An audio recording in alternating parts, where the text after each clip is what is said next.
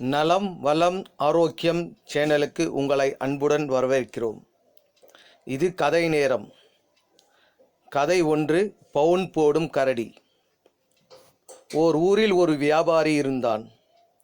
அவன் மிகவும் நல்லவன், சாதுரிய புத்தி உள்ளவன். ஒரு நாள் காலையில் அவன் காட்டுப்பாதையில் அடுத்த ஊருக்கு போய்க் கொண்டிருந்தான்.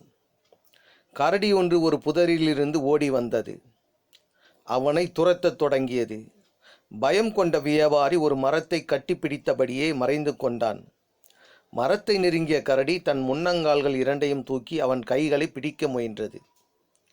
இந்த நிலையில் அங்கிருந்து ஓடினால் கண்டிப்பாக கரடி துரத்தி வந்து தன்னை கொன்றுவிடும் என்று வியாபாரி பயந்தான்.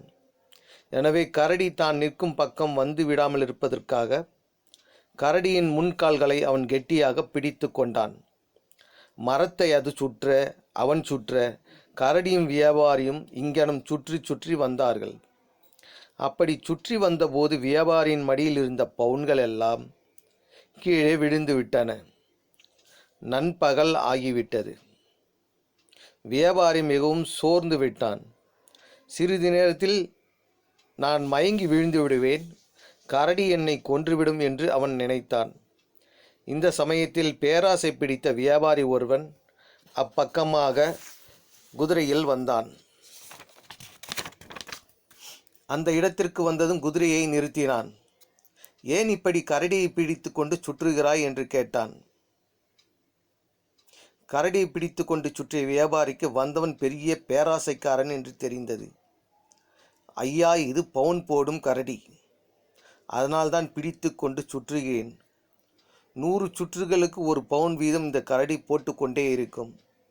கீழே பார்த்தீர்களா எவ்வளவு பவுன்கள் போட்டிருக்கிறது என்று கெட்டிக்கார வியாபாரி கூறினான்.